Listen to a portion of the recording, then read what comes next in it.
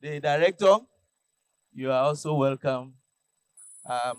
Without much ado, I'm aware that the first three speakers are online, and so we will like to go according to schedule.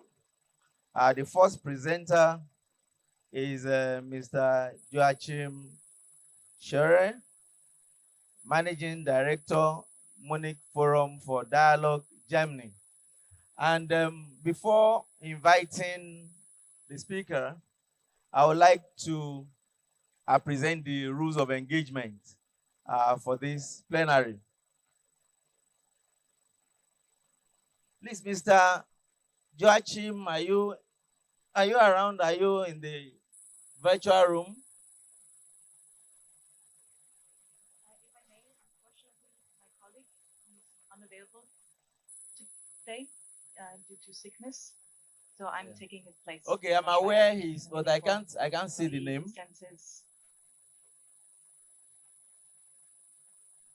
He's unable to attend today. Okay. So I'm taking his place, Simona Schreier from. Okay. Okay, thank you, Simona. The rule of engagement, first of all, is that we're having this whole plenary for 90 minutes. And that means that each speaker will be presenting for only 15 minutes, and then there will be 5 minutes for questions and answers. Actually 3 minutes, so that we can have 2 minutes to transit between the first and the second, and then in that sequence as we move along. So you have 15 minutes for your presentation, and then comments and questions will take only 3 minutes. And so we would like to have Simona present at this time. The presentation is on dialogue and migration. Dialogue and migration. And I think this is going to be a presentation that we will all enjoy as it runs. So Simona, please, your time starts now. Am I be able to have a presentation as well, or is it just talking, or should I just try to share? Do I have a PowerPoint as well? Please. Okay, please go ahead and share your slide. Right, thank you very much. And again, apologies from Mr. Joachim Scheurer, as he's unable to be here this morning to be with you. So my name is Simona Schreier. I'm also working together with Mr. Scheurer at the Munich Forum for Dialogue. We are a nonprofit organization, so not a traditional research institution or university. And today's talk, I will be talking a little bit on dialogue and how this is important for the work that we're currently doing. And first of all, thank you again for the invitation for the conveners and the organizers. So Professor Akinwale and Dr. Netter, of course, for the invitation to present today. As Dr. Netter had mentioned yesterday, together with the Center of Excellence, and then I'll describe a little bit further on the project that we're currently working together with, the Center of Excellence. So yeah, so really briefly who we are. So Joachim Scheurer, he's the founder and the director manager of the Munich Forum for Dialogue. We're quite a small team. Myself as project manager, my colleague Michaela Kralowska, who's also here in the room today. She is the project officer for communication and evaluation, and Miriam Nolden, who's joined us for a short time as project assistants, working with us on developing new projects, which we'll be talking about a bit further on. So we're a very small team. We're based in Munich, in Germany. Just really quickly on who we are and what we've been doing. We're still quite new. And it's a shame that Mr. Scheuer is not here today because he would be able to give you a little bit more background on how the Munich Forum came to be. So it was established officially in 2020 in pandemic times. The current project that we have so far, and actually got the mark of 1 year for the circular midterm migration. We started last year in February officially on this project. And we are currently developing a new project on integration through dialogue, which I will then also be able to give you a little bit of an insight of where we are in developing this new project. So why dialogue? Of course, as you probably might know, that the current challenges of our time, the ability to engage in dialogue is becoming more important. There are, of course, several challenges that we've also seen yesterday and talked about yesterday. So overall population, climate change, democracy, political differences, the list can go on. So what we, of course, this challenges also has a potential for conflict and polarization as well. So we believe at Munich Forum that the role of dialogue is quite important and is crucial for a future orientation and society at large. So the idea of dialogue is really to reflect the basis of human encounter and exchange, to the ability to set aside one's own assumption and judgments, and to explore one's own and others' values, way of thinking and behavior, and placing the unifying factor at the center, understanding what the other counterpart does, this and that, and sharpening the perception in order to recognize, question, and set aside judgment, stereotypes, and prejudices and belief systems, and of course to develop a peaceful attitude towards the challenges. So why is dialogue important to us at Munich Forum? Dialogue is a participatory approach which sees every person and their opinion, point of view as equal. In a time of polarity, increasing division in society, dialogue is a way of creating connections and bridges between different people, cultures, nations, and religion. I won't go into too much detail as this was a little bit reiterated yesterday as well in terms of the 2030 agenda, of course. So the role of dialogue in migration-related SDGs could be quite relevant. So for example, like we heard yesterday, the SDG number 10, reduce inequalities, especially on target 10.7 on safe and orderly and regular migration. So dialogue here is essential for designing migration policies to promote safe and orderly regular migration while respecting migrants' rights. And again, through multi-stakeholder discussions, including governments, civil society, migrant communities, diaspora, and employers, dialogue can help to shape these policies to combat discrimination, facilitate social integration, and ensure equal access to services for migrants. There are, of course, other SDGs that might be also relevant. So SDG 5 on gender equality, to advance gender equality by shaping policies and agreements that address key issues, such as equal pay, workforce protections, work-life balance, and protection against gender-based violence, for instance. And of course, there might be also other SDGs that might be relevant. So for example, SDG 8 on decent work and economic growth. For example, target 8.8, protecting migrant workers' rights. So again, here dialogue could be useful in facilitating a dialogue or discussion between labor unions, employers, and policymakers to ensure the working conditions for migrant workers. Then, of course, SDG 16 on peace, justice, and strong institutions, SDG 1 on social protection. So these are a little bit the principles that we are basing also our work on, and our current projects that we're ongoing and in preparation for the next coming years. So basically, just to give you a little bit of a background, and it's again a shame that Mr. Scheuer is not here, as he could give you a little bit more of a background on where the dialogue aspect is coming from, and the background of what actually dialogue is, or what actually dialogue means. And here, for example, we based it on the concept of dialogic management or dialogue-based management, depending how you translate it into the German, from German to English. So this was really developed in the German-speaking world by Henrik Petersen.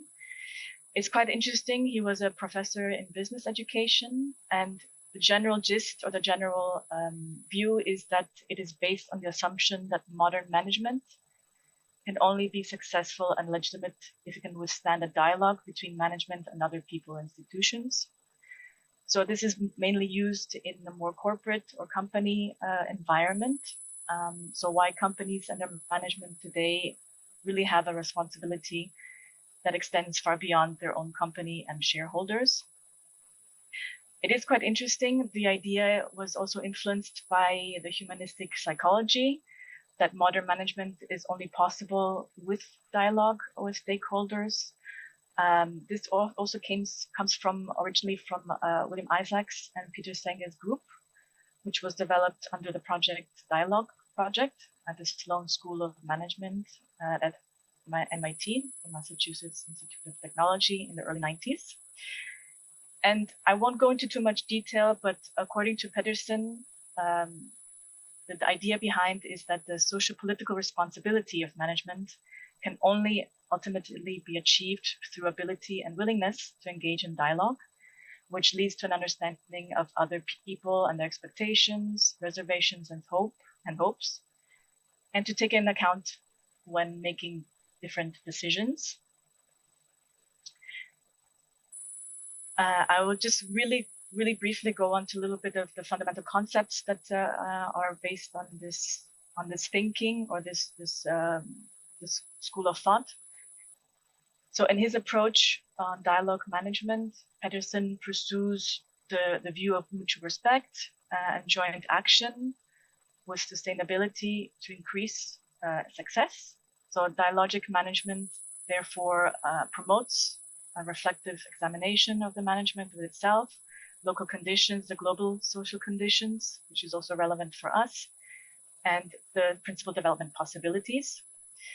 In terms of core principle, let's say that dialogue is a learnable discipline and is not seen as just merely talking to each other or in a discussion or exchange of view. So it's a bit different than just a discussion. The intention of dialogue is to achieve a common understanding with a partner or partners and to reflect the foundations of thought. So dialogue is not itself an end in itself, but rather aims to increase the ability to solve problems and to secure the future of people, organizations, and environment. And of course, a dialogue is generally between equal partners, characterized by the complexity and fragmentation and discord that on both sides on the one hand, but also the effort to achieve trust and reliability on the other hand. So we believe that dialogue can lead to the possible truth being gradually approached through free flow of thoughts and feelings in an interactive exchange. However, though, truth finding should not really be seen as the ultimate goal of dialogue, but rather important to recognize that dialogue has a consciously temporary and process-oriented character. And in more layman's terms, dialogue does not mean lamenting the problems in the world out there, but rather recognizing that the world is an integral part of the dialogue. Now, I'll leave it at that. There's, of course, a lot of relevant theories and and the fundamental concepts behind this, but I won't go into too much detail. So what do we do in terms of contribution to this? We aim with dialogue formats to create spaces or meeting spaces in which different people of different opinions come together. So our goal is really to foster a constructive dialogue, intercultural understanding, and food for thought for a more peaceful society, creating visions for a better future. And of course, this cannot be done just by us alone. So cooperation with different partners is, of course, a key and crucial for this. So we do work with different national authorities and institutions, universities and NGOs, play a central role to our work, which we believe is essential for achieving common goals and successes of our projects.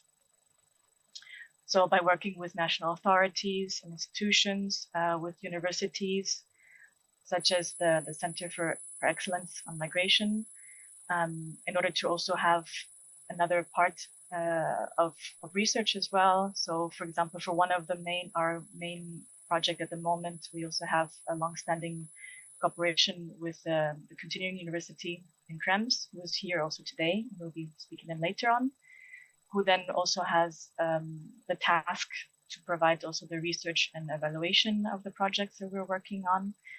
So of course, this is important for us to have different partnerships with different organizations, both state and non-state levels. And on this, for the time being, we have one project that's ongoing for now for 1 year that we started in last year in February, which is the Circular and Return Migration project. And is this a bit more on return? I won't go into too much detail, but the heart really of the project is the circular return migration in the field of return and mitigation.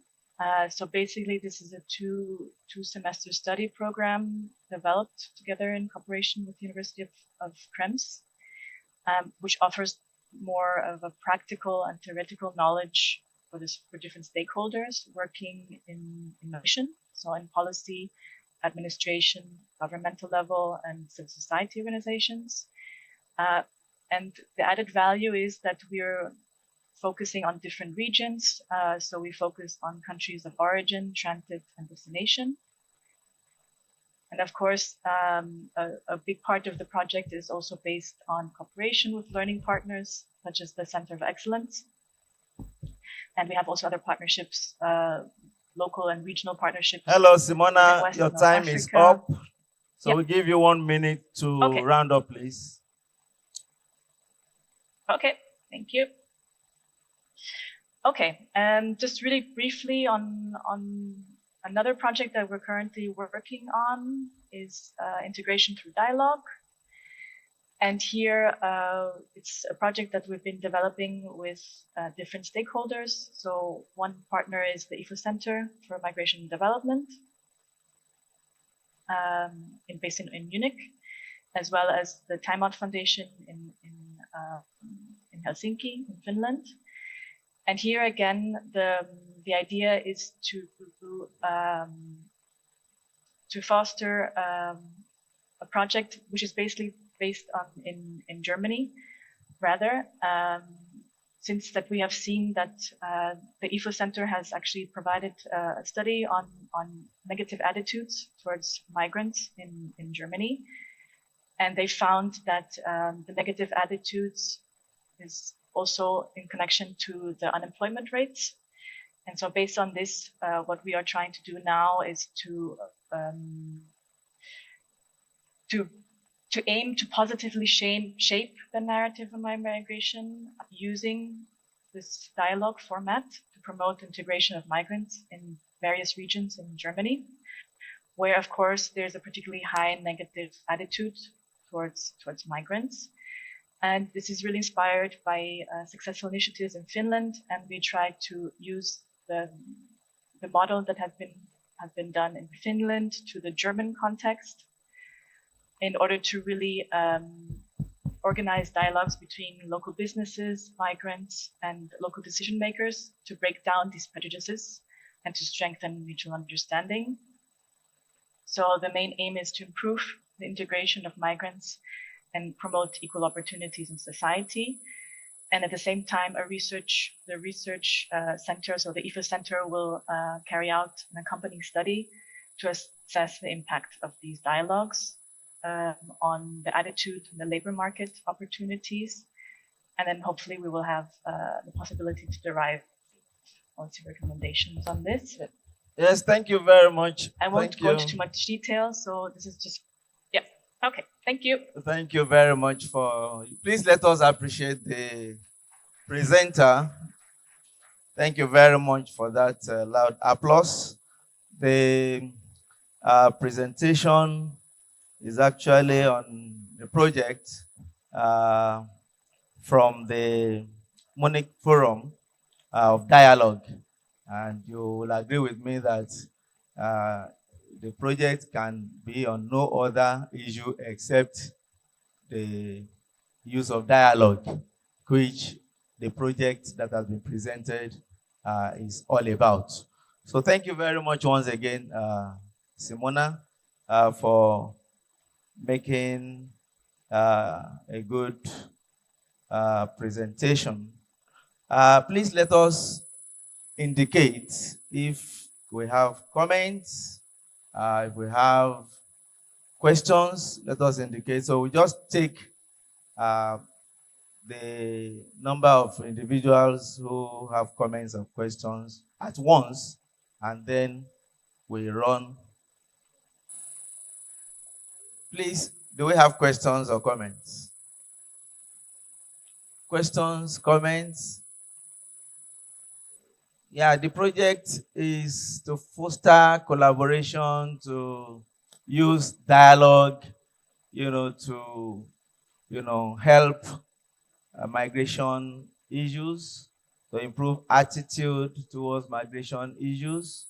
The project is particularly a tool to ensure that discussions are not, used, but dialogue, is used. So if we don't have comments, then we go to the next presenter.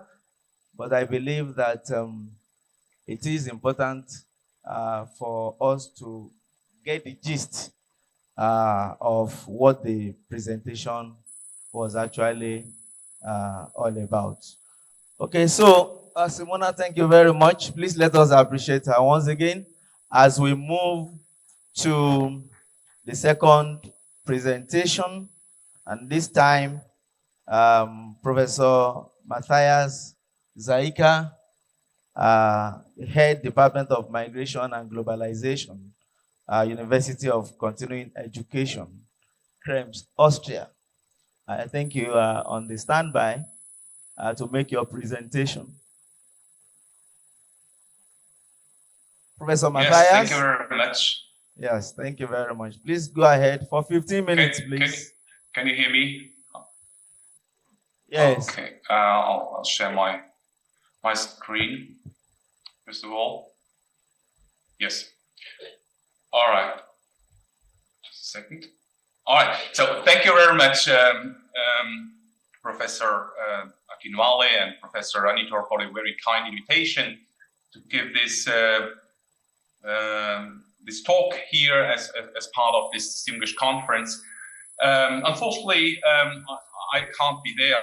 I'd love to visit your Center of Excellence, but I'm really looking forward to some sort of collaboration in the future as part of the project Simona Schreier has just been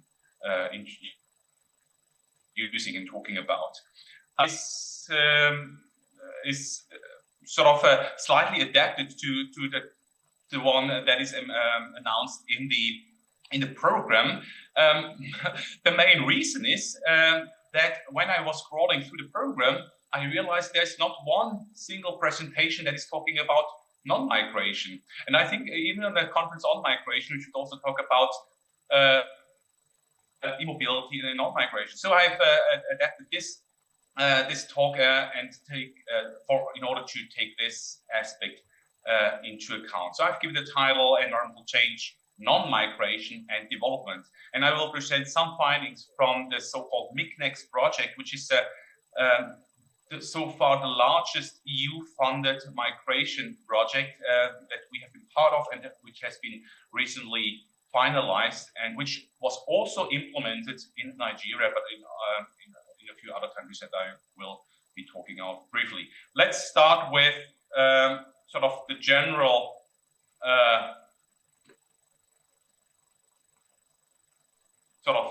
starting point, climate change. I mean, there are a few presentations in this conference program that talk about environmental change.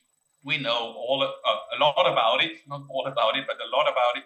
We know that it is obviously a global phenomenon, but with very, very diverse and very localized implications, which we are in most places already familiar with and already experiencing, whether it is soil degradation, soil salination, heat waves, floodings, riverbed erosion, thwarting of permafrost soil, etc. We are all familiar with that. The question is, what does it do to people and people's livelihoods, and about their aspirations and intentions to change their place of residence? So the Gallup World Poll, which I guess you are familiar with, which is a global poll which takes place regularly in more than 140 countries around the globe, was asking back in 2016 people about their intentions to move. And just picking out just one question from that survey or from that poll, Gallup was estimating that approximately 500 million people at that time in 2016, which is about 10% of the global adult population, believe they might need to migrate within the next 5 years due to environmental stress and challenges. Now we are in 2025, so almost a decade later. But what we realized, the 5 years later, in 2016, that number was certainly not reached. The vast majority of those estimated 500 million, which sort of expressed an expectation or a need to migrate within the next half decade, did not migrate. And the question is, why? Why is there a sort of a significant discrepancy between those numbers of expected migrants and actual migrants with regards to environmental factors? Just one slide on migration processes, and I think we need to go back here a bit to the theory of how migration decisions come about. And recently, as part of the CEMGS project as well, obviously we have thought about that, and Jürgen Kalling and others have developed this sort of kind of flow chart. So basically, the driving force behind migration are migration aspirations. But where do these come from? Obviously from some external factors, the current circumstances, we might call them, and some future prospects. These develop and turn into some desires for a change, for personalized change, but also a localized change, of which some might turn then into migration aspirations, but also obviously in other forms of aspirations, business aspirations, professional aspirations, educational aspirations, and others, right? So migration aspirations obviously is not just one outcome of a desire for change, but it might be a significant outcome. But as we realize, not all migration aspirations, as we have seen in the Gallup poll, materialize in the ways that they are actually realized. So we don't see that all people who aspire migration actually migrate. Some try and fail. That's a significant number, but there's also a significant number of people, and it's hard to estimate the magnitude of that number, who could be termed involuntary immobile people. And I think we have to talk about this population. Some might call them trapped population, stuck population. In technical terms, in migration studies, we usually call them involuntary immobile people. Let's look into that group. But first of all, I want to give you an overview of the CEMGS project that we have implemented in 10 countries across Western East Africa and North Africa, but also Asia, as you can see, including, as I've mentioned already, 3 places in Nigeria. In these 10 countries, we have zoomed into 26 research areas. Research areas are defined as sort of contexts or communities of around 100,000 people. Could be urban neighborhoods, could be rural districts, quite a variation of characteristics here in our sample of 26 research areas. Now, I want to focus here on, obviously, environmental factors. And in our survey that we've implemented, unfortunately, due to time, I can't talk that much about the methodology and how we implemented it's also selected those research areas. But let's look into, the factors that we have identified with regard to environmental stress. Here, for instance, we have asked whether people have experienced in the last 5 years any of these 4 sort of manifestations of environmental stress: droughts, floods, soil degradation, or livestock diseases. And as you can see across these 26 research areas across 10 countries, there's quite some diversity, I should say, with regards to the extent of experienced environmental stress. It's ranging really from almost absence of any experiences, at least with regard to some of these manifestations. But also, for instance, in Gabon, in Ghana, there's quite a majority of the population who has experienced, for instance, some livestock diseases, but also soil degradation and floodings. So when we look into this figure, we see that the proportion of households in these research areas that have been experiencing environmental problems in the past 5 years, and the project, I should say, has been implemented in 2021, 2022. So this is based on the data from then, back, the past 5 years, so from 2017 till 2022, about the range of households who have been affected by environmental problems ranges from below 10% up to 95%. So quite a significant range of decrease of environmental stress across these places. So now our question, obviously, at the migration conference is, what does it do to migration processes, movements? And here we also had a bunch of questions in our survey, which, by the way, was implemented with 13,000 households across these 26 research areas. So quite a massive sample that we can here really infer these insights and findings from. But when it comes to the preference to leave, so households were asked whether they have a preference to leave within the next 5 years, we see that on average about 40% of households in these research areas have a preference to leave, but we can see here it depends on the proportion of households that have been already experienced environmental challenges and stress in the past 5 years. And you might be surprised that actually the proportion of households that have a preference to leave is rather smaller in research areas which have already experienced environmental stress. Ask about whether more concrete steps towards leaving have been taken. So whether leaving was actually considered, right? Not just a more vague preference, but whether they have serious considerations to leave. Actually, here the number is significantly smaller. About 30% express, 30% of the households express this or confirmed this question that they have considered leaving. But what we see is that it's relatively independent from the actual experience of environmental stress in these different research areas. The blue curves are relatively flat, which implies that it doesn't matter that much how much environmental stress has already been experienced in those research areas in the past 5 years. When we look at 3 more minutes, Professor another Matthias. question where Professor Matthias, 3 more minutes, please. So this is basically, okay. Then I speed up a bit. Yes. So this is just another question which was asked: would you leave the country if papers were available? Obviously, there the which is significant. 30% is probably due to the restrictions that might be imposed by some destination countries.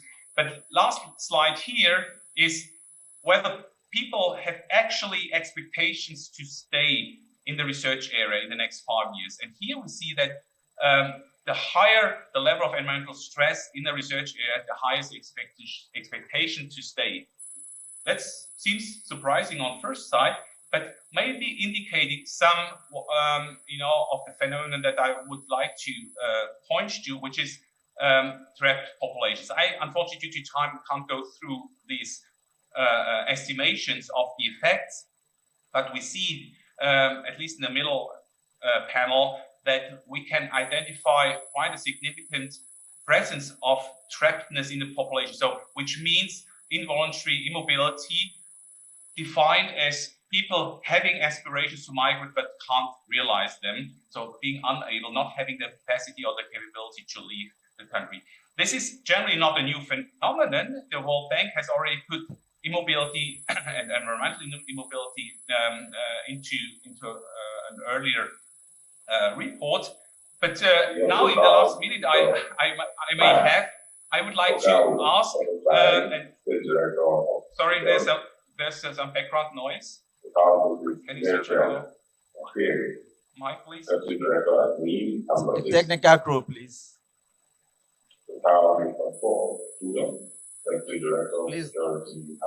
Please mute all, please.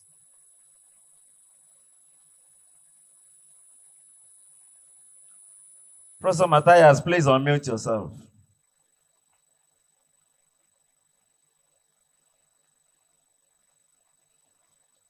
Professor Matthias, kindly unmute and continue. Okay. So I'm muted. So can you hear me now? Yes, please go ahead, sir. Okay. All right. So thank you very much. So I want to use this last minute to discuss the question: what does involuntary immobility? Because we might have the assumption or perception that people just disengage, are inactive, fatalism sort of spreading among people who are sort of disillusioned by the fact that they can't migrate, even though they might aspire it. But surprise, surprise, what we find in our survey, unfortunately, due to time, I can't go into details, but just to present the findings here, what we find, and this is contrary to the expectations, individuals with a strong migration aspiration, but limited mobility opportunities, which is the definition of an involuntary immobile person, exhibit higher levels of economic and social initiative. And we have tested this across 3 domains: the labor market, the social domain, the community engagement, and the political participation in terms of participation in political protests and voting. And what we find is really that people who we may classify as involuntary immobiles are actually more engaged across those 3 domains than those who don't have migration aspirations, so who are not involuntary immobile. So what we find is involuntary immobility does not necessarily lead to disengagement in economic activity. Many individuals seek actively job opportunities and entrepreneurial efforts despite being unable to migrate, but also the same with community engagement. Those involuntary immobiles tend to be more engaged in community activities and are more participating in political participation. Obviously, that triggers a discussion because it's counterintuitive.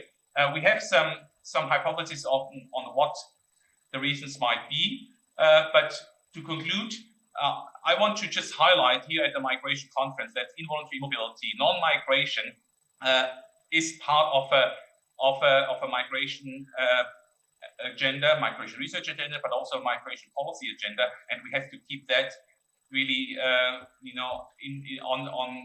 on the radar in order to really comprehensively approach migration as a phenomenon. The assumption that those who are unable to migrate disengage from economic, social, and political life must be challenged. That has become very clear from this research.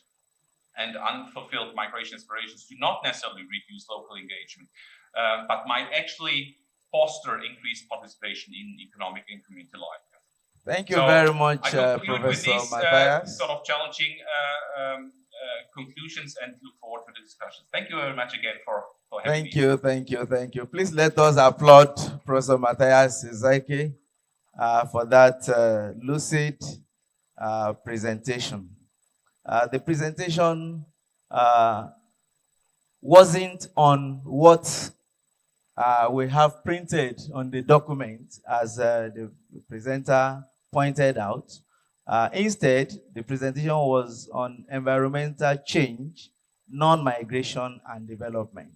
And the summary of it all is simply that there are some precursors of migration, drivers of migration, and then those lead individuals to aspire to migration. They aspire, to migrate, and then at the end of the day, the migration outcomes could be failed migration or involuntary immobility. And then, you see, one interesting part of this conclusion, the conclusion of this work, is concerning Nigeria. The last time before the 2023 elections, you had protests everywhere, protests, against the democratic structure and, electoral activities in Nigeria and all of that. But at the end of the day, we went into election and you saw that there was voter apathy.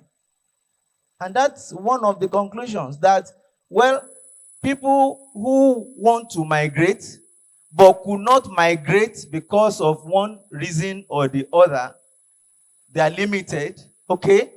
They participate in protests, but they do not go to vote at the end of the day. That's one of the presentation.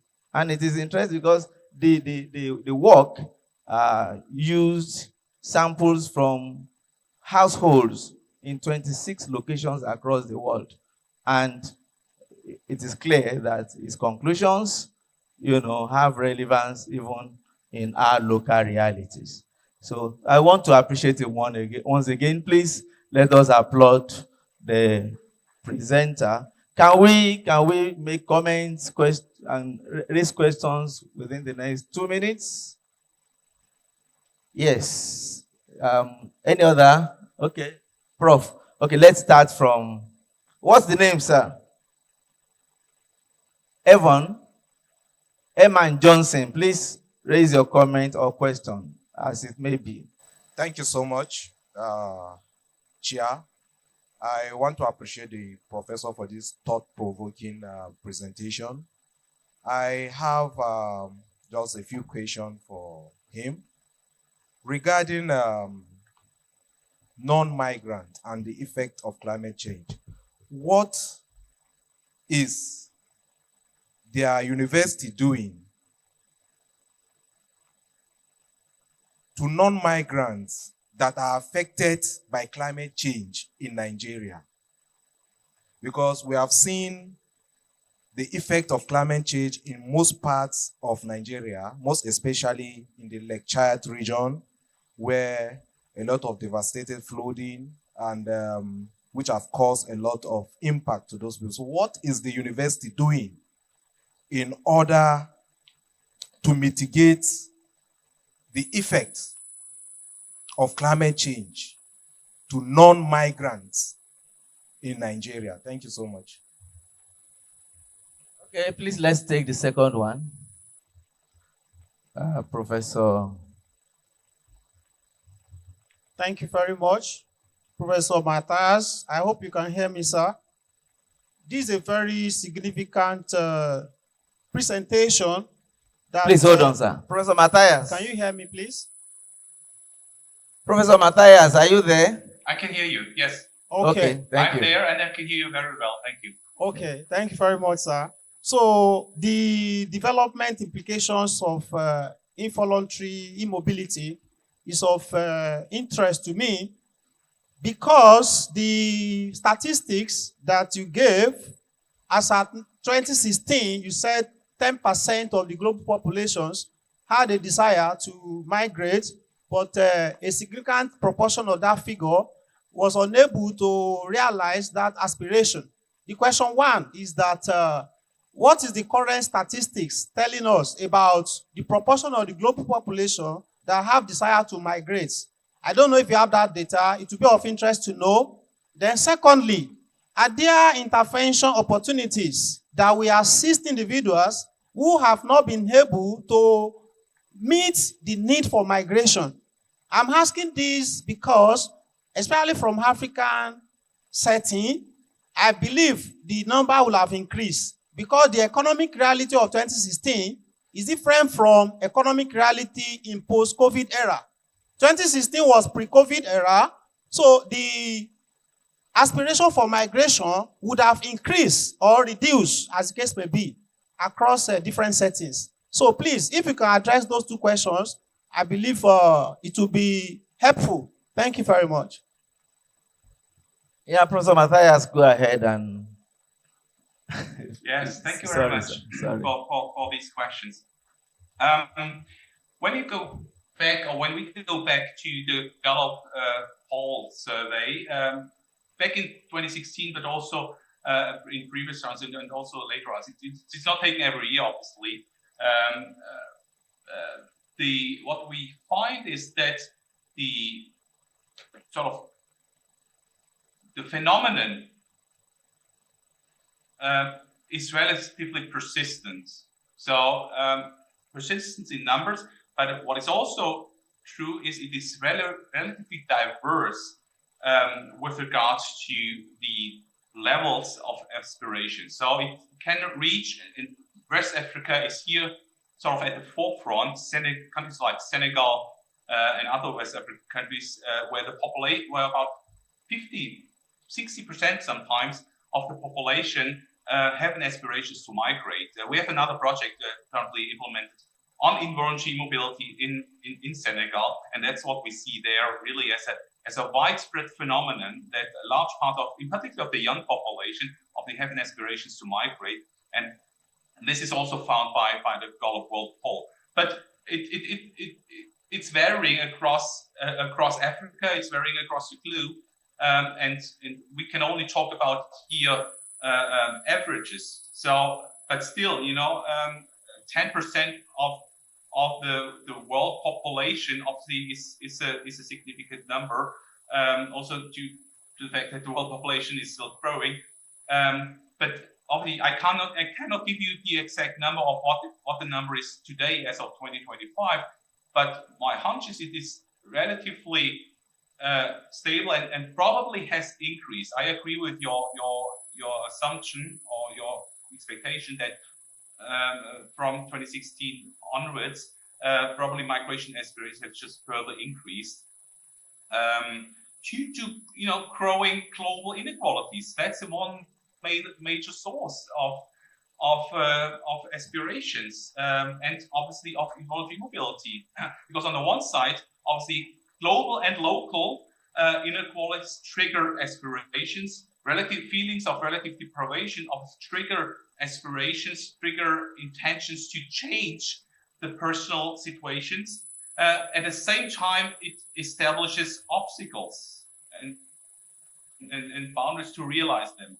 So and that's why we are doing this research. Maybe that links to the first question, what does the university do? I think we have long ignored the fact that non-migration is no object of research. That has changed, I think, by now. We have to look into, from a research side, what policymakers do obviously is on another sheet. But from a research side, we have to do much more to understand and to develop also evidence and strategies to address this challenge of globally trapped populations. And we talk here not about millions, we probably talk about billions of people who feel stuck in some way or the other in their current situation and that involves not only international or intercontinental migration as raised, but also obviously mobility in more local context. That's obviously still ongoing, but we also observe involuntary mobility, when it comes to internal migration in different countries. So even those types of mobilities and migrations, which are generally not sort of policy affected, or at least by sort of migration policies, because that's obviously one reason why many people with migration aspirations cannot realize their migration plans.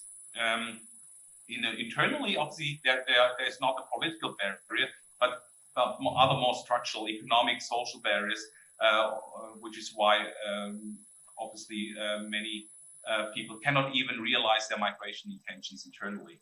Thank you very much. Thank you, Professor Matthias. Thank you. You've actually addressed the two questions. Thank you very much. Please let us give another round of applause to Professor Matthias. Thank you. Please, I can see that there are more hands. Please, kindly write down your questions, comments. Please put them down. And I'm doing this because even the convener of this conference is also part of those in that category. I have not said anything.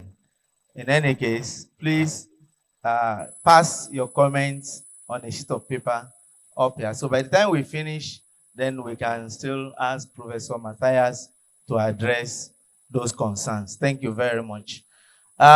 We are moving to the third in the series of presentations for this plenary.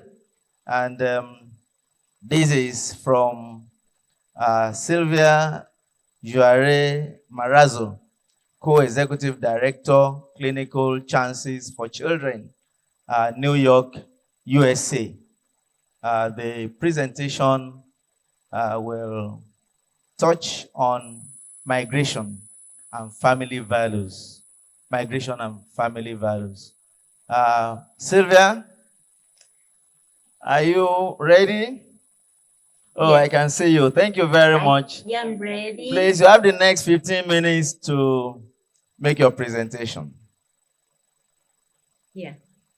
Thank you so much. And Professor Simona and Professor Matthias, what wonderful beginning for this morning. And so much thoughts we would share if we were together, but we are not together yet. Next year, perhaps. So can I share my screen? There we go.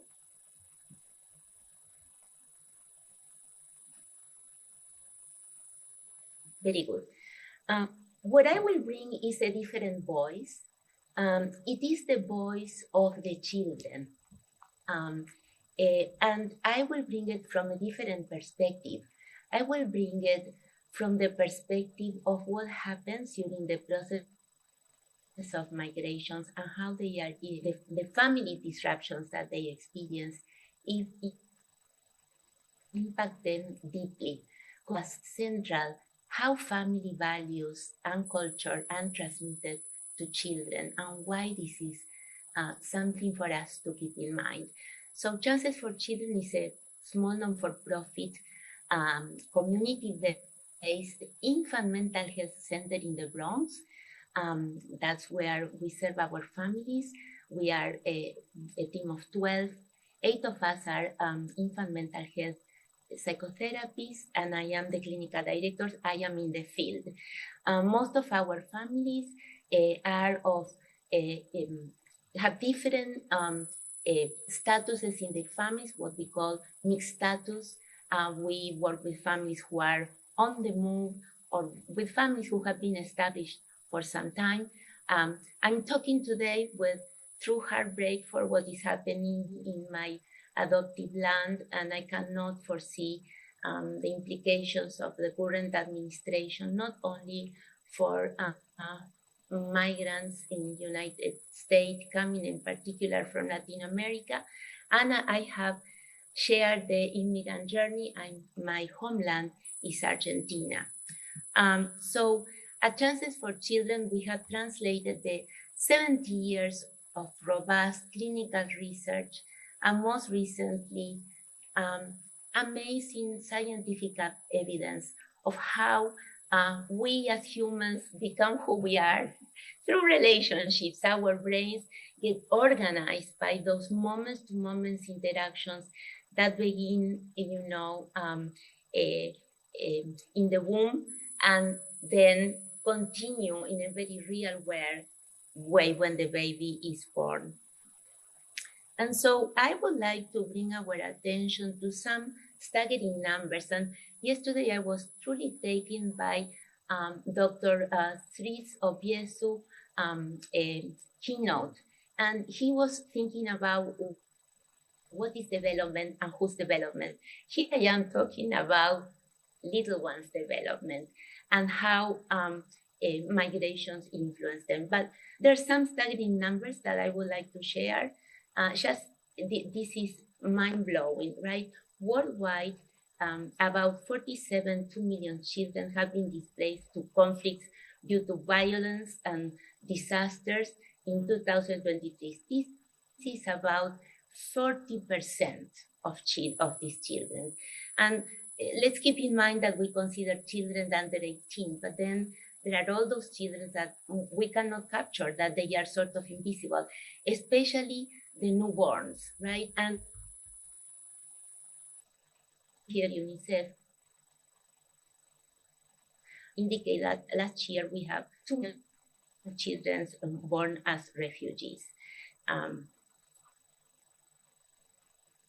All right, so it is through family traditions and caregiving practices that young children learn about family values and culture, and developing a sense of belonging and making meaning of the world of relationships and the world at large, developing core capacities for life that science, executive function. All of you are engaged in your executive functioning right now. And that began when we were very little. Migrating families come with histories of trauma, strength, and resiliency.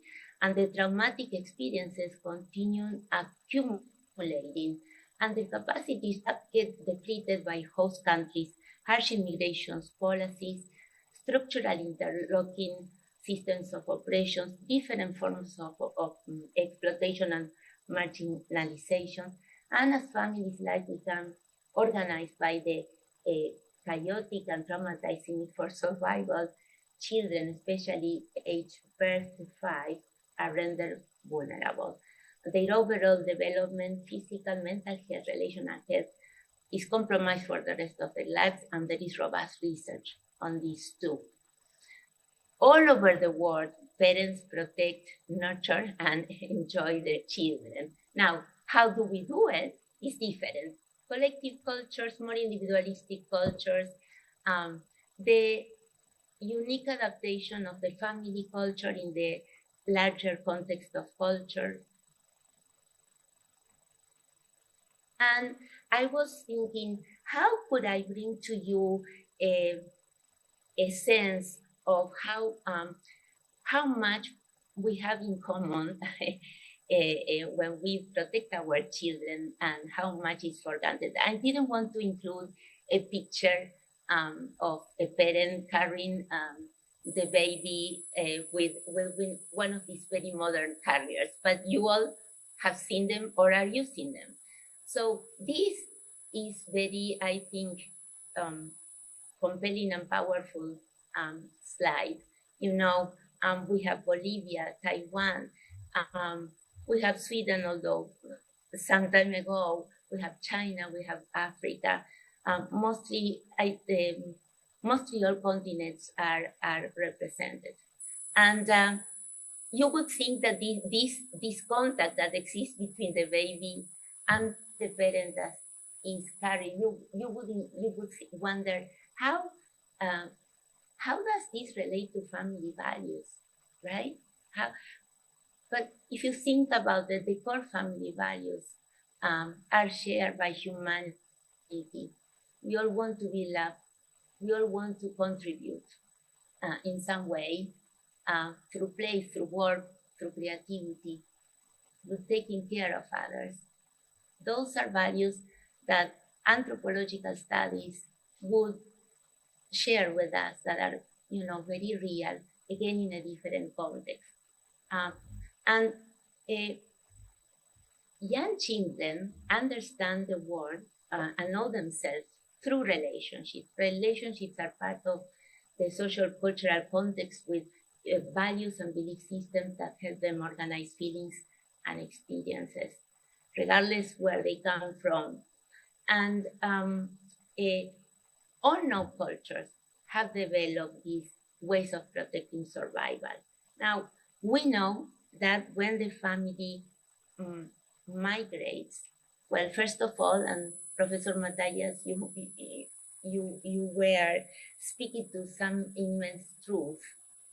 The other side of migration, the migrants who get immobilized. But as we know, the immensity of our global population, the complexity of failure in societies to create equality and to end the inequities that have been inherited throughout hundreds of years of, colonialism, and have created a very poor South, richer North, and all that is sort of at stake right now. This begins to impact the organizations of families. And now I will go directly to what happens to the parent-child relationship and how we can protect them with a very simple, cost-effective intervention.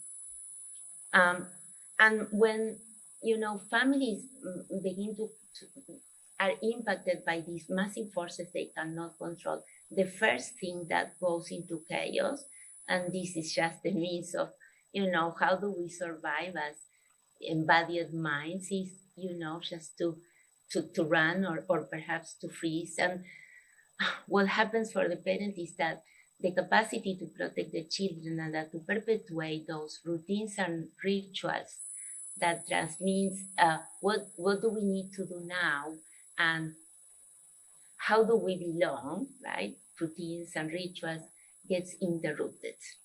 And that creates a cascade of challenges in terms of the youngsters' brain and their construction. So,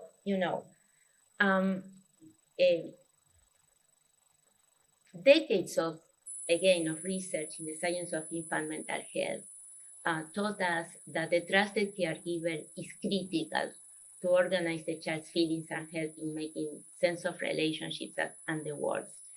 And so the question is for us at all levels, of what we can do, and we do this in the Bronx with our families. How can we restore the parent, the immigrant parent, the refugee parent, sense of competence, that he can protect and nurture the child? That feelings of helplessness is in our work what has become more evident, right? And that despair that they cannot protect. And that creates a phenomenal process in the development of the child, right? Because it is not only that we make sense of the feelings because we think about them, or we play with them, or we make them real in some way or other, right? It's our neurobiology. We are, designed by biology because we are social beings to be in sync with each other and to go to a state of calm, to a state of joy, to a state of harmony when we are in this back and forth interaction. If right now you will have one impression, but if I engage you with my whole body, something very different happens. And imagine how is that like for babies and youngsters of immigrant families. So what is one of the solutions? What is a cost-effective solution? Something that we have find is protecting those, family values that I highlighted before. And so something that we have learned, and actually we have learned with our parents, right, is that helping them to restore those simple routines that will help them answer the to the child what will happen now, and that creates a sense of safety, and that creates something profound, which is a prediction in the child that things will be okay, that there is an adult that who will protect, begins to gradually create a state of regulation for both the parent and the child, and for the parent a sense of I can protect, which is the most basic capacity we need to restore for these families. And through that, stabilization we achieve by helping parents go back to their routines and the rituals, rescuing how was it like when you were back home and growing up, right? How was it like? Tell us about that. Let's share together. How did you celebrate the birth of the baby? By rescuing those memories again, we can support the parent going back to trajectory of rescuing some of those pequeños, small rituals, some of those ways of being with each other. And as we know,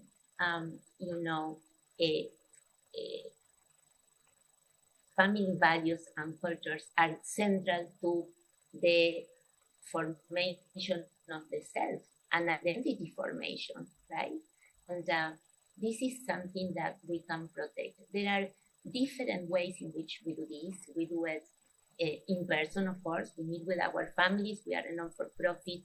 We ask absolutely no questions, and we have the good fortune of offer these services completely for free, funded by generous funders. This year, 25 years.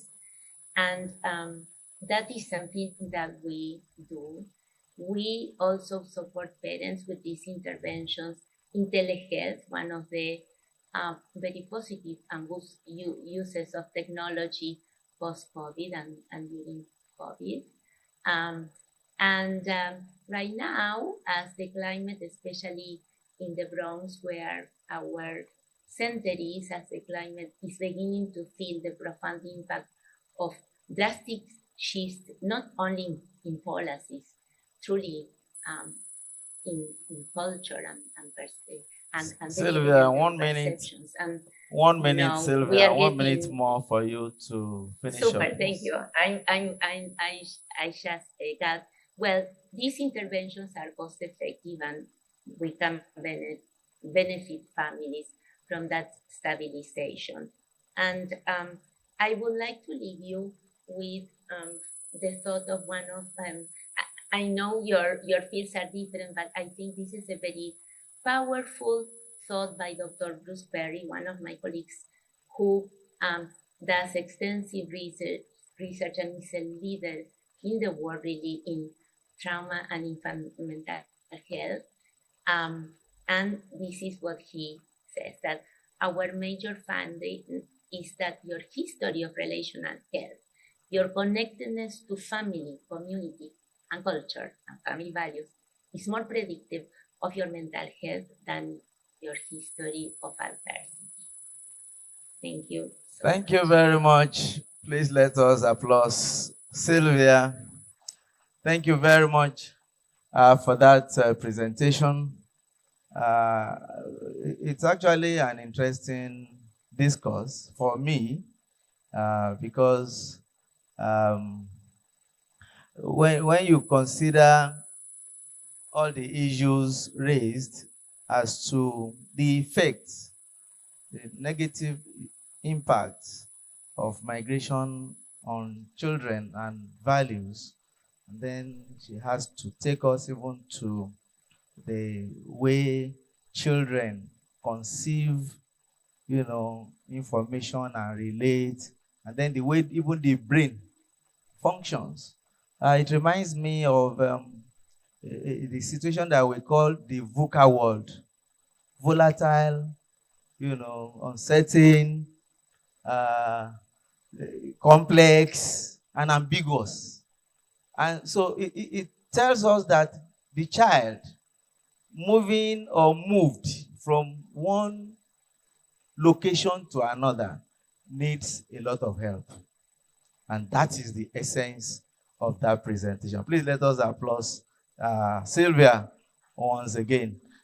Do we have questions, comments? Questions, comments? Okay, we have one. Any other? Okay. And well, in the course of the presentation of the question and the answer, if you have other issues, please just drop it on a paper and pass it to the front here. Thank you very much. Yes, let us have your question. Sylvia, are you there to take this only question? I hope it's a question. I just assumed it's a question. Maybe it's a comment.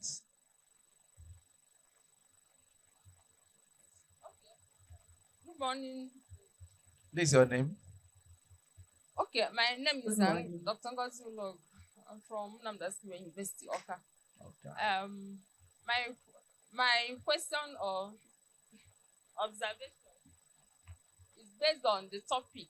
I think she actually dwelt on children, and we know that children are not just the makeup for the family, but then the topic shows a wider, maybe we're expecting a wider focus or content, but she just dwelt on children. Though I can see that she's a child expert or something. So I will ask or suggest if the topic, should show that her focus is on children and not just family. Well, thank you very much. That's a very valid observation. You want me to change my rules, sir? No. It's Sylvia that has, no. It's Sylvia that should respond, not you, sir. Okay, let's listen to you. Sylvia, please just hold on and let us listen to Prof. Thank you. My name is Professor Ayodele. Yes, in response to what our colleague just said, when you are talking about family value, then she specified about children. And who are the people that move? The children are not the one. We know definitely that they are not the one. But the family, the mother and the father, they are the one responsible for this migration they are talking about. And then when they are migrating, the children are even the one that is what's affected. Because they change their culture, they change their values and everything. And that's why she's dwelling on the children. Thank you very much. But the fact remains that the topic should actually show the direction of the research or discourse. Well, apart from the fact that she is a child expert, the organization is Clinical Chances for Children. So that tells us that even the organization has its focus on children.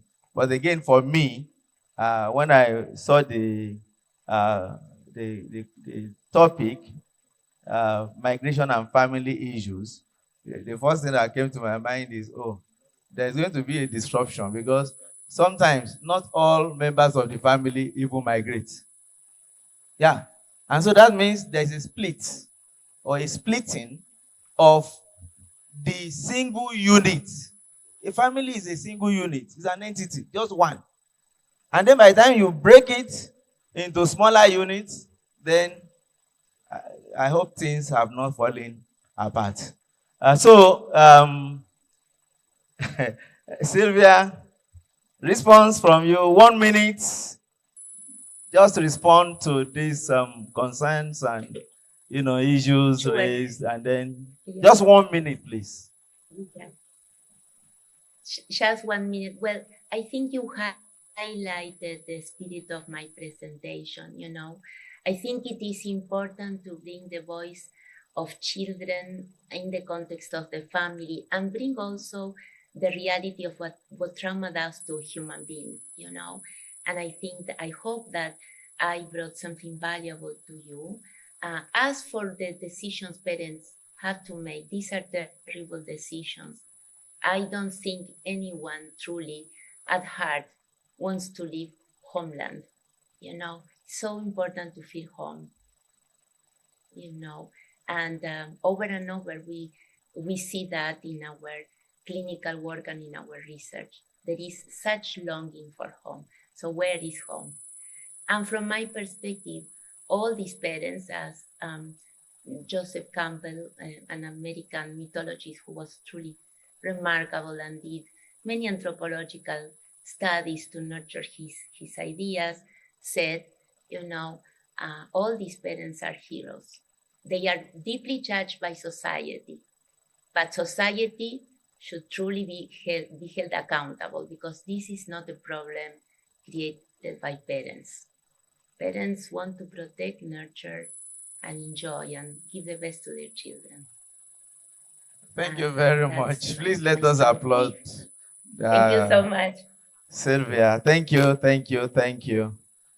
So the point he has made is the children or a child is a very important part of the family. Thank you very much. Yes, we move to the next presentation, in search of economic development. And that will be a tour to be taken and to take all of us on by Professor Adedoyin Shola Lawal. Professor Adedoyin Shola Lawal, a research professor and head of the Department of Economics, Bowen University, Iwo. You are welcome, sir. I should be asking you, how is home? Okay. Please, did you submit your slides? Okay. Okay, please let's have Professor Adedoyin Shola Lawal slides. Okay, thank you very much. You have 15 minutes, Prof. All right, thank you, sir. The chair. Let me appreciate the university management and the director of the center for inviting me to make this presentation.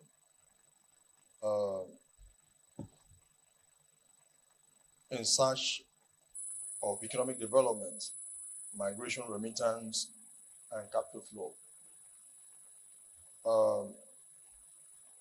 No doubt the topic for this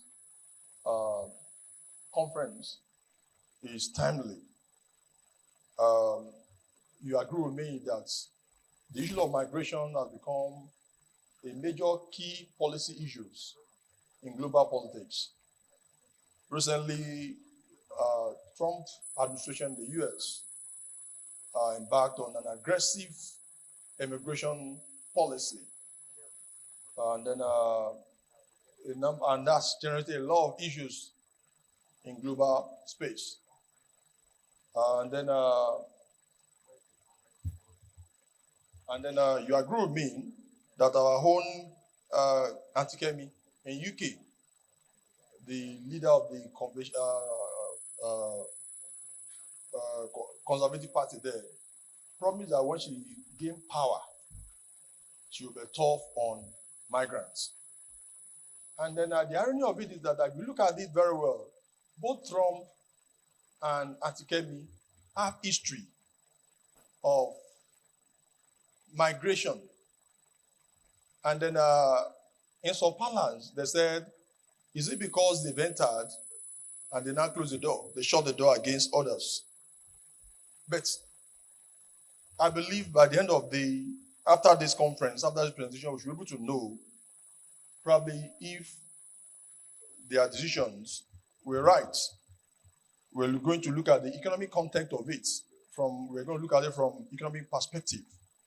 Now, economic development remains a key global issue for many nations, especially global south, the developing nations. All of us want to grow, we want to develop.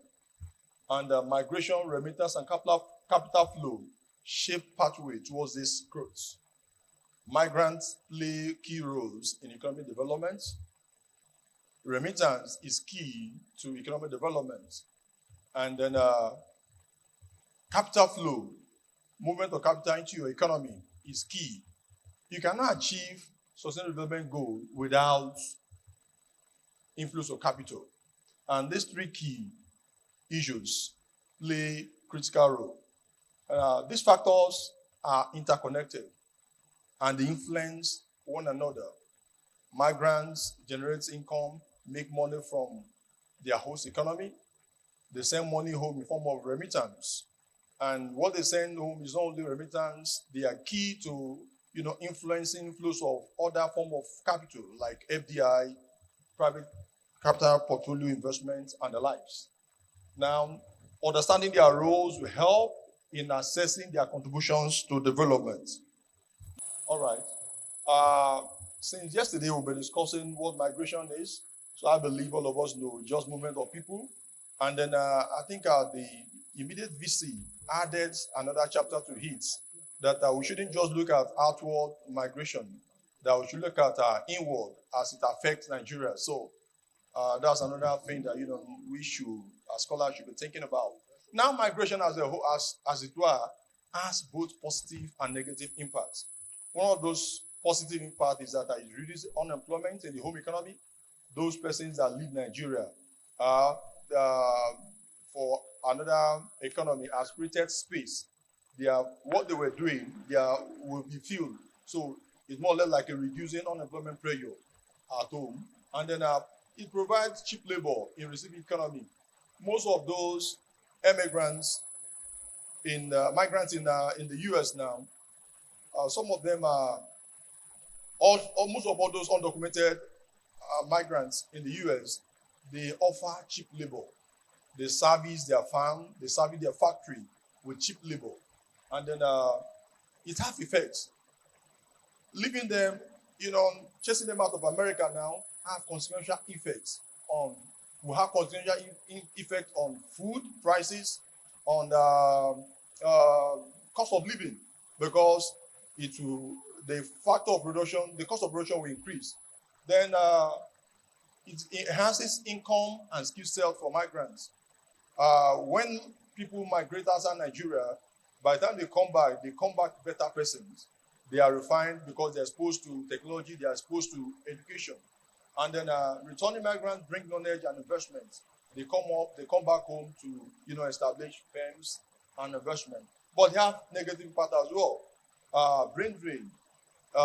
You agree with me that our medical facilities are under pressure now because best doctors are leaving Nigeria in their drums. Best health providers are leaving Nigeria in their numbers. So brain drain. Even academics. Top academics are leaving Nigeria now because of this migration policy. What's happening? Okay, so we'll move to the next slide. That's the role of remittance. Remittance, money sent from migrants, money sent by migrants to their home economy, and then essentially support income. It's a source of income. Remittance inflows to Nigerians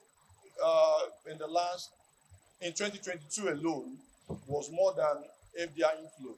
We have excess of about 25 billion US dollars that came into Nigeria from remittance economy, from our diaspora economy. And then you agree with me that just 2 months ago, December, we have 30 December. That 30 December was facilitated majorly by remittance, people sending money from abroad. Now, improve access to education, healthcare facilities. most of all those money they send in, they use it to train their younger ones at home. So it aids educations and then, set up small businesses and the like. Stabilize our economy in one way or the other. It helps the labor market. And then, an idle work, an idle man is the devil's workshop. When people get money from abroad, they're able to set up small businesses, it reduces the level of, what's it called, crime in the society. Next slide. Okay. Now, brother, impacts. We have negative effect of remittance can create economic dependence on external income. You have some set of persons that they won't even like to work because their uncle abroad is sending money home. So it's more or less like why it has some positive impact, it has also some negative impact. And then risk of increasing social inequality if it is unequally distributed. When you have some, persons who are exposed to income from remittance and some are not exposed to it, if care is not taken, there will be inequality, and then the world is moving towards inclusivity. So it's another issue with that. Now, capital flows, like I said the other time, include remittances, FDI, portfolio investments, and international loans. FDI benefits, technology transfers, access to global market and creation of jobs,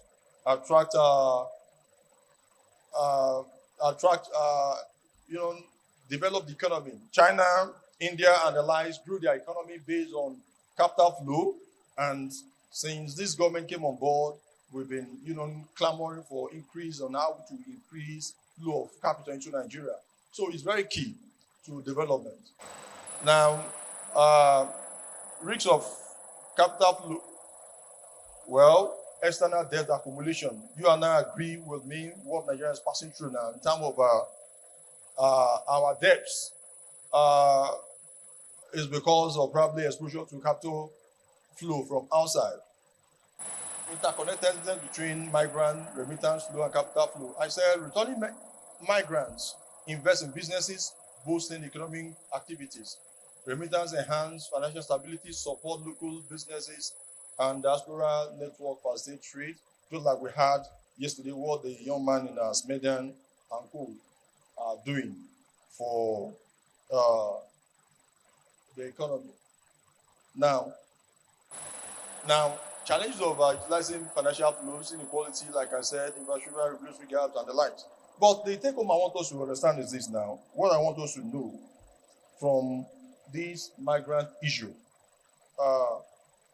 with this, it's no more in the new. It's no more new that the Trump administration has come up with issues regarding what's it called, Trump policy against what's it called now, against migrants. Now and then all over Europe and then UK, you saw what Auntie Kemi Badnoch said now that if she comes into power, she will come up with policy that are tougher. Now the question is, how should we, as Nigerians, how should we as third world economy, how should we as economy in the global south respond to this migrant policy and politics? Should we just fold our hands or should we be proactive? And I believe the sense of this gathering is to have, take proactive steps that will help us, prepare our mind to not just, telling people, helping people to move outside Nigeria, but in case when there are issues around their stay abroad, what do we do? The other time, the ambassador yesterday said they've sent message that Nigerian position is very clear. If anybody brings Nigerian in a situation whereby it's not friendly, the government has strong position against it. And I began to imagine, well, that would be good. But what's happened when Libya treated Nigerians, when they deported Nigerians in the most humiliating situation? If we cannot respond effectively to Libya, what are we going to do if Trump, decide to, send in our people? The woman said something very key yesterday, that they are first human. Either they are documented migrant or not, they are first human. Now, as scholars, as policymakers, I think it's high time we start thinking on how best are we going to respond in case these people carry out their threats. All right. 2 more minutes, please. Now, I think four here. Okay. Now, another issue is that does the global south, please go back to that slide. Does the global south has the power to, react? Do you have what it takes, to react to the bully position adopted by the West? If you observe very well, it's very deep, it's very rare for the global south economy to deport migrants who comes from the global north, that is developed economy, outside their territory. But it has always been from the global north bullying the global south, that your people, we are going to deport them, we're going to, the way they treat migrants. It's not a fair, it's not a balanced situation. What can we do to make them see that? Okay, like, when Trump came up with his tariff policy, Canada, Mexico, China, they came up with retaliatory approach. But at what point will we, as economy, be able to, say, okay, if we treat our people in a way that does not suggest that they are human beings, this is how we're going to respond. It might not be in form of maybe we're going to go into military because we don't have that power. But there should be some diplomatic way of, economic tie attached to economy on how to respond to treatment from the West. Let's go to the call for action. That call for action. Yeah, this place. Okay. Now, can the global north economy survive without the migrant contribution to our economy? It's obvious that they can't survive. Even the business class in America, the farmers, they are complaining now that the impact of Trump policy on migration will hurt America. Most of the unskilled work there, most of the work activities on the farm are being done by these undocumented migrants. And you want to chase them away, it will have effect on pricing. And you know what? Trump mantra, the bedrock of his economic policy, centers on economy, on how to grow American economy, make American big. But this thing, can they survive without the migrants? The next slide, just one or 2 minutes more. Now, conclusion. Migration can either support or hinder development through skills, transfer, or brain drain. Remittance reduce poverty and enhance stability, but may lead to dependency. Capital flow, particularly FDI, boosts industrialization, but require proper management. Effective policy should therefore create an enabling environment for investment at home. Let's make Nigeria better. Let's put in place policy that will make us, first of all, think. South Africans don't travel around the world like Nigerian does, because they feel comfortable at home. Then let's let's strengthen the regulatory framework. If in case you want to travel abroad, like India have solid regulatory framework that supports their migrants. If you have to travel, India has policy that will help you make your paperwork, so that most of all this deportation, Indians are not much bothered. Then let's foster local entrepreneurship, and let's understand this relationship is crucial for sustainable economic growth and development. On that note, I would say thank you. A round of applause to Professor Adedoyin Shola Lawal. Thank you very much for that thought-provoking and lucid presentation. The immediate thing that came to my mind, looking at this topic and listening to you about remittances, was that in the last 2 days, you see, this is particularly a very key area that we should pay attention to, because we've been challenged in the country in the area of forex, and in the area of fuel.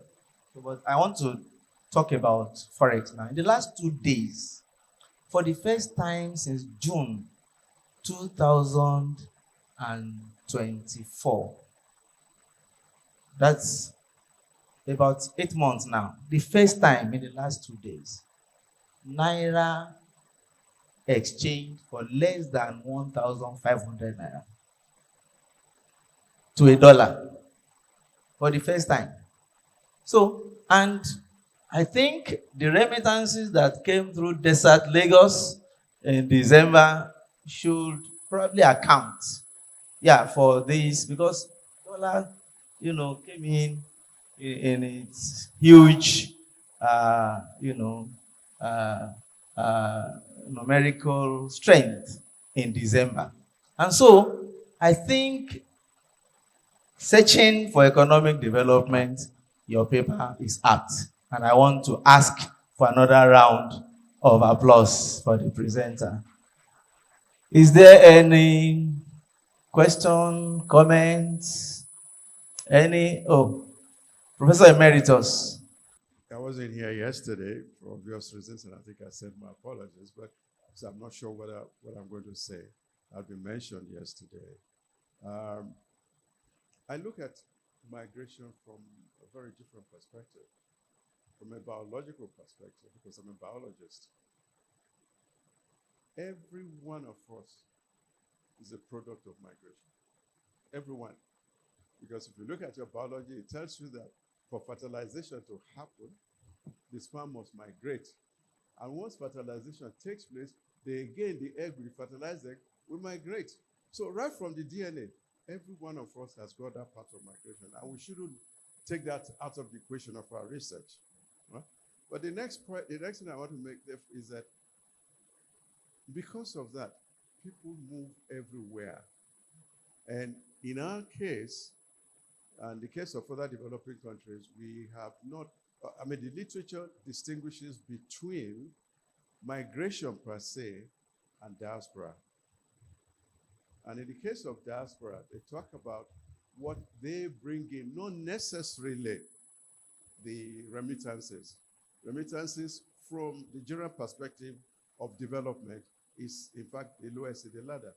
People are saying, how can the diaspora contribute to the general growth and development of the country from which they have migrated? And that should concern everybody, particularly in Nigeria. And there are examples in the world that have made very, very good advantages of this. For example, I'll just mention one.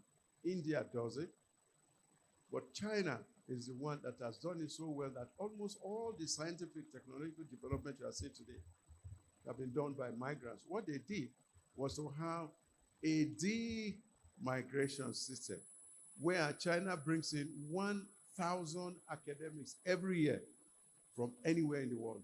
They bring their people home, give them the same salary they were earning elsewhere, give them the same, everything they give them. And because of that, China is now going to be the first to live in the moon. So I think we need to look into that and say, how can we use other aspects of that migration, not just the money. I mean, sometimes money is not everything. And that's why you get people, those who are moving from the north down to the south of this country may not necessarily be moving because of money. It will be several other things that we don't have the time to talk about. Thank you, sir. Thank you very much, Professor Emeritus Olugbemiro Jegede. And this brings us to the end of the presentation by Professor Ishola. Thank you very much. Please let us applaud him once more. And at this point, I will plead to be excused because there is a subcommittee meeting of council, that I have to attend at the moment. So I invite Professor Sami Michael Ayodele, the Directorate of Research and Administration of this university, to take the chair and conclude this session within the next 15 to 17 minutes. That's not a matching order, sir. Thank you, my prof. I'm standing in the gap for you. Good morning, colleagues. And I think we're really enjoying this conference. And as our Professor Emeritus said, migration is a natural phenomenon. And there's nobody that God created in a particular place and remain there. So we all move around. So on this note, I want to call on the last but not the least presenter, and incidentally, the director of the center. So we are going to enjoy your presentation. I call on Professor Gloria and Neto for their presentation. Please, 15 minutes for the presentation and the interactive session. Thank you very much, sir.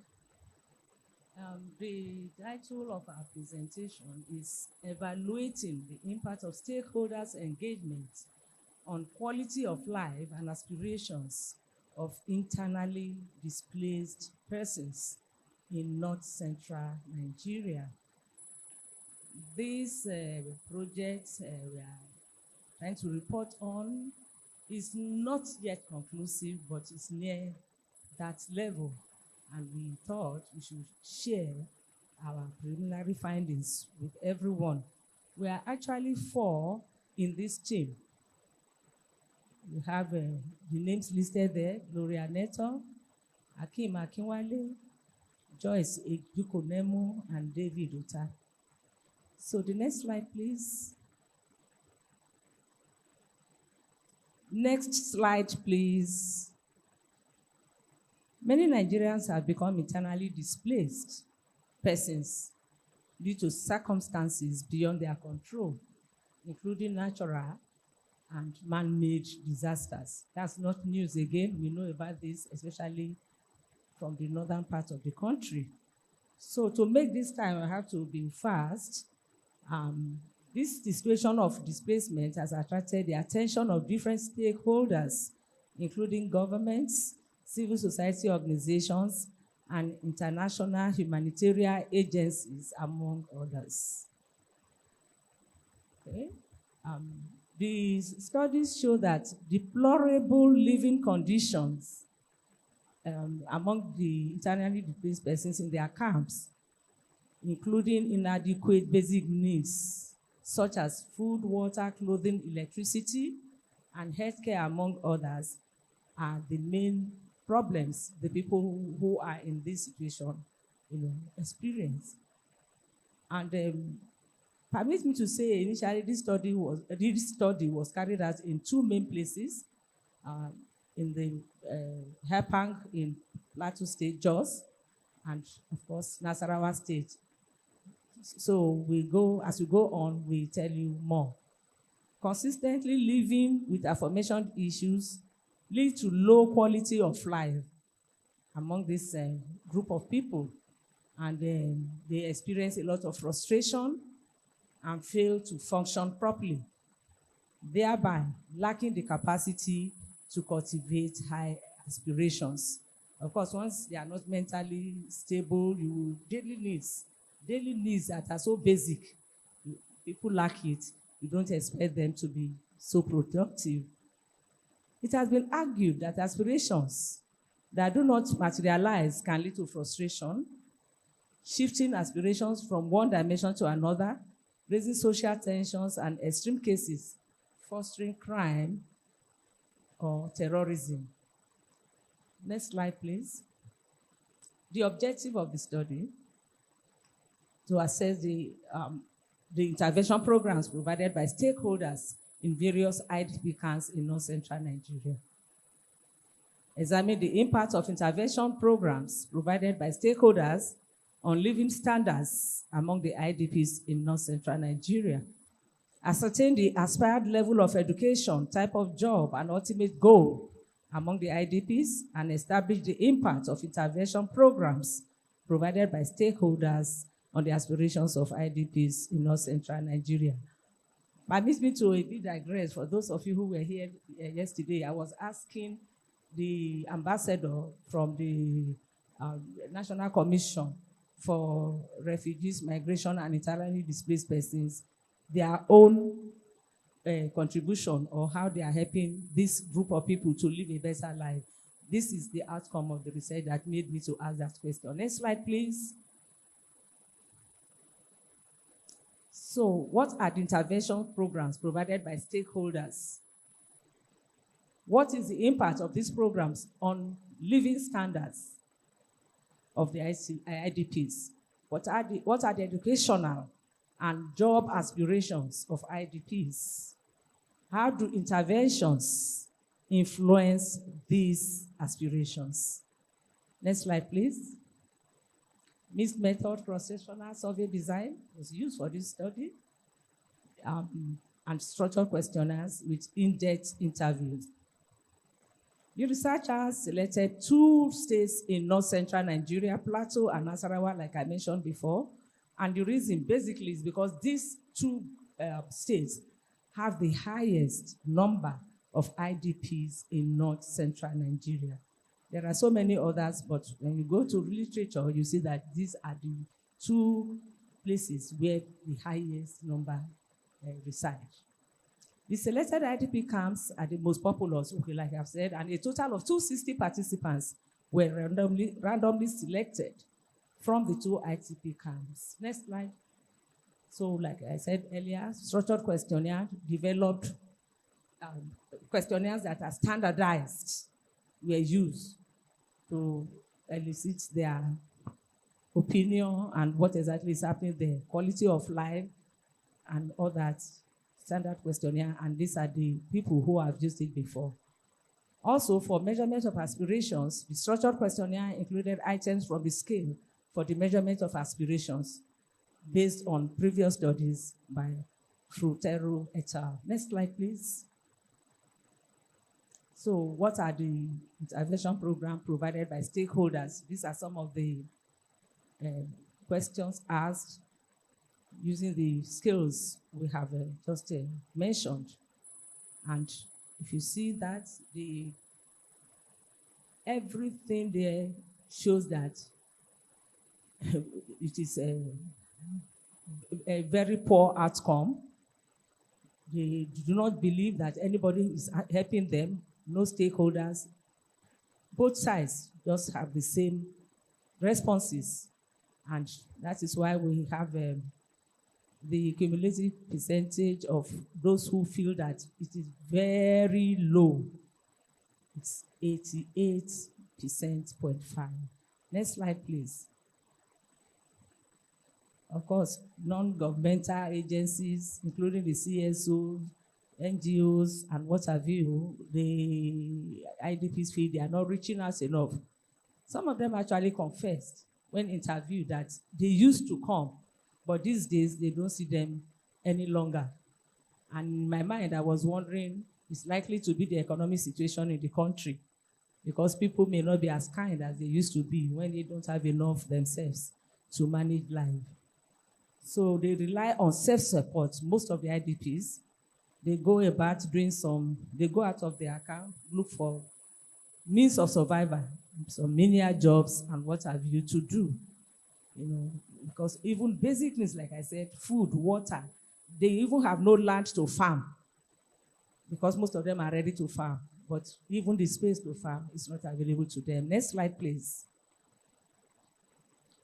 So this graph, you can see the very poor part of it, 80-something percent, 85%, 88.5% support that whatever they are depending on, they are very poor, and goes on down the line like that. So, but the important thing is for us to know the high percentage there. Next slide, please. And this, of course, that study contradicts some of the past studies that was like they were getting some support. So this is another graph, and we just looked at their educational background. It was interesting to know that some of them are graduates. We may have the wrong notion that maybe they are illiterates, maybe they are not educated. Some of them are graduates, but then they appear to lack skills. So, because if they were trained in certain skills, maybe it won't be as bad. So, well, problem here is that there may be lack of skill acquisition. Of course, some of them cannot even help themselves. Even if they want to train now for skills, they don't even have the financial support to go for any training. And whatever happened to them was so inadvertent, it was of an emergency. They were rushed out of their normal abode. So that is the figure. Those are the figures there. The bachelors, can you see that more educated than we expected, and on and on. Next slide, please. So we look at this one, job preferences. This is to go deep into their aspirations. And of course, most of them said they wanted government job. No, sorry, they are self-employed and they would prefer it over government job, sorry. 63% had that notion, but they need money, they need capital. That's why I was attentively listening to Mr. Shoaibu, who came yesterday and was talking about Smedan, for those of you who were here. These are the people we would want to direct their attention to. And I had told him, I will try to see him and we'll talk more. Okay, so 63%, then 30.8% aspire for government job. Of course, that is the easy way out in Nigeria. When you don't have any skill, we all are looking forward to government job. But most of these people would want to be self-employed. Next slide, please. Yes. In summary, IDPs face poor living conditions as a result of limited stakeholders' intervention. Their aspirations are high among the IDPs, irrespective of the poor engagement from stakeholders. Majority of the IDPs prefer self-employment and government over government job. And I'm very happy that they want to do something by themselves, because it means all hope is not lost. And that is why they will need encouragement. When you get to some of those IDP camps, you will weep in your heart for the deplorable condition that human beings are exposed to. Next slide, please. So, conclusion and recommendations. Despite the fact that most IDPs express their aspirations, one way or another, there is no guarantee that they will achieve the aspiration, especially if the intervention programs remain inadequate. Aspirations that do not materialize can lead to frustration, shifting aspirations from one dimension to another, raising social tensions, and, in extreme cases, fostering crime or terrorism. This part of crime or terrorism, you see, one thing I will quickly say here, even though we are concluding, the IDPs too tend to have many children. They are in that community, men and women. Of course, many of them are idle. So the frustration is turned to production. And they have so many children, even when they are finding it difficult to feed. And those children, this terrorism and whatever, robbery and what have you, will become increased in future if they have no future. Improve food, water, and healthcare provisions in the IDP camps. Who will improve it? We have to campaign and talk. And that is why we have some dignitaries here. They came yesterday, and we are going to be writing our reports to many people. We will publish our findings in journals, and we will visit people and tell them IDP camps are here and there. We are talking of migration, but this is a migration that is called forced migration. They were farmers in their bases, their normal abode where they lived, until people came to forcefully remove them from there by killing many of them. Particularly the one in Plateau, many of the women in that camp are widows because their husbands were killed before they were moved from the place to relocate them to where they are right now. So we have to increase stakeholder engagement for long-term impact. Next slide, please. Thank you for your listening. Please can do better, please. Let's give a round of applause. The director. Actually, she has said it in the concluding part. These people are forced migrants. And this presentation is about the exploration of the life, the quality of life in IDP camp, and then what are the impact of the stakeholders. These people, they do not go there voluntarily. They were forced to migrate to the IDP camps. But what is the government, the stakeholder, doing about the welfare of these people? They are just abandoned in that IDP, knowing fully well that it is not willingly that they want to go and stay there. And then it is the responsibility of the government, the NGOs, and other stakeholders to make sure that the life in this forced environment where they find themselves is a little bit more comfortable. And if it is possible, as comfortable as where they left. So we want to thank the director again. Let's clap for her again, please, for the presentation. They have done a research, and I'm sure maybe the outcome of this research will be made known to the government and the stakeholders so that they will rethink about their impact in the quality of life in the IDP. So any question, please? Yes? Prof, also have question or comment. My name is Nancy Chidiebere from the Faculty of Management Sciences.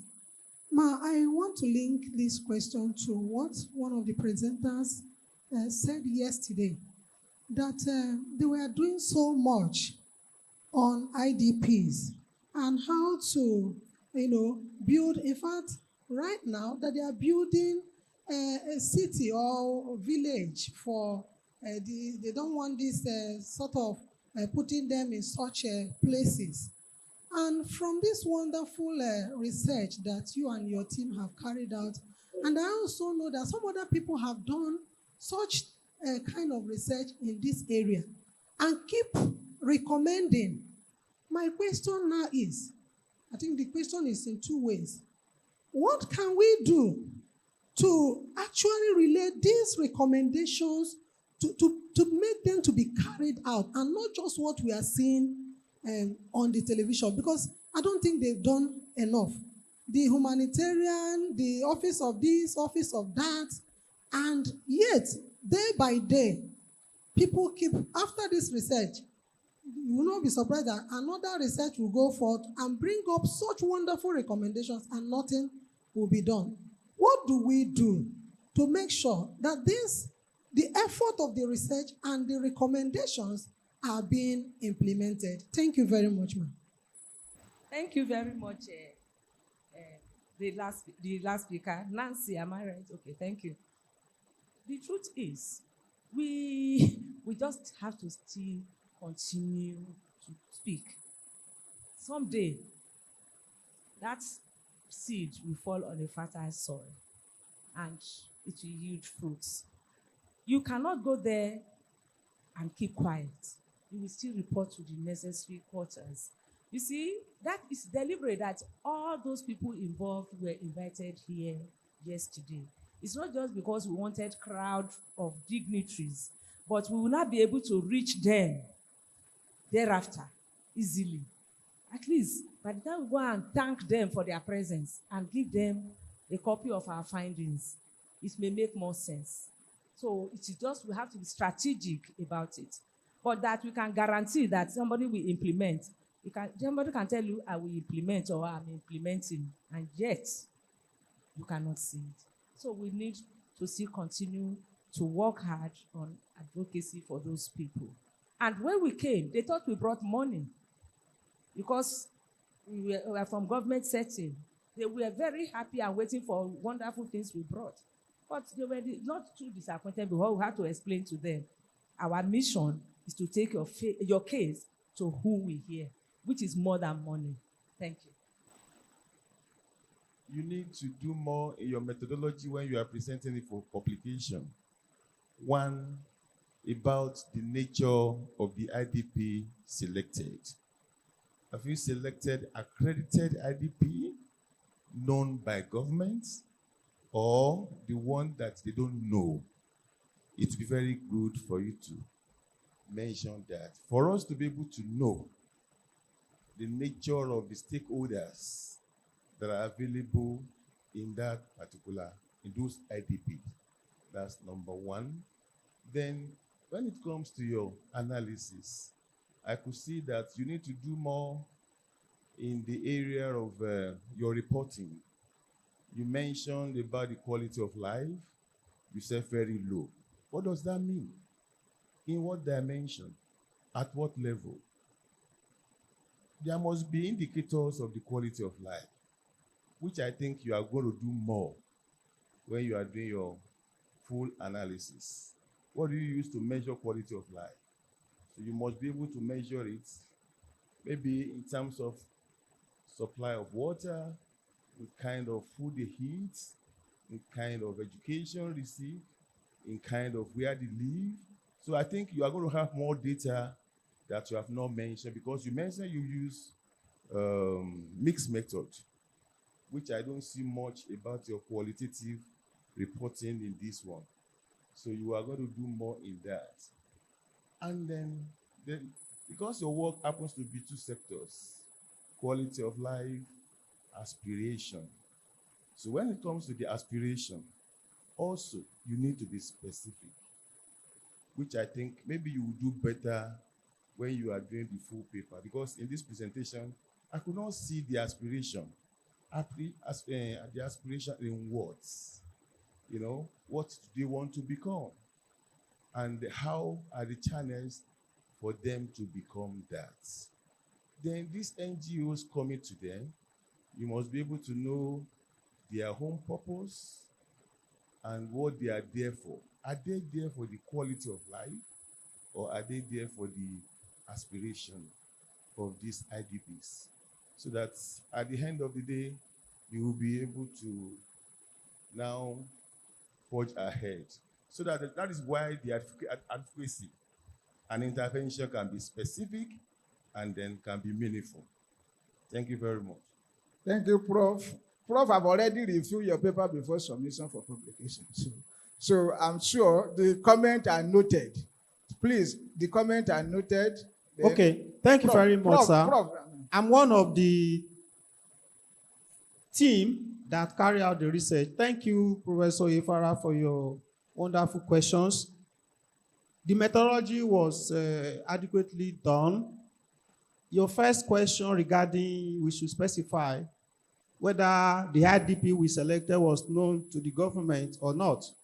When we check the statistics, we pick the location with the highest proportion of IDP. Shouldn't government know what is happening to the citizens? Whether the government knows that they are there or not is government's problem. So our research has taken care of mapping. We did mapping of IDP, and we selected based on population. Then the indicators of the quality of life were well specified in the methodology. We used scale, and we adapted from established scale, including World Health Organization quality of life scale. We integrated scale. We actually review survey of scales around aspiration and so on. Okay, we so noted this one. We have noted other comments for improvement on the paper. Thank you very much. Let's return the mic to the chair. So I just want to say, as for qualitative analysis, we have it, I told you. This is work in progress. Thank you. Prof.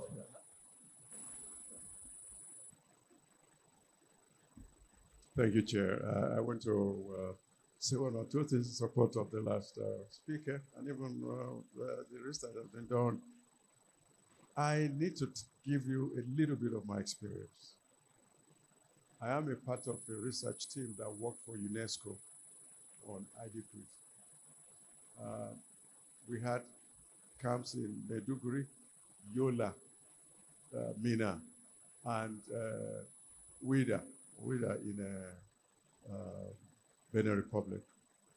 And Our conclusion is that we want it to be disproved that there's a lot of international conspiracy in making sure that things don't work.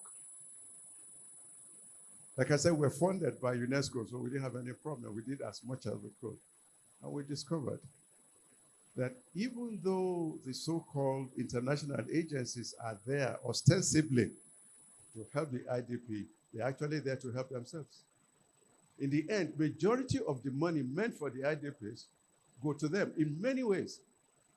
Last month, I went back to Maiduguri, and I was shocked to find that there were on the tarmac, I don't know how many of you have seen this in Maiduguri, on the tarmac of the airport, there were six UN jets all there. And I've been asking, what are these people there for?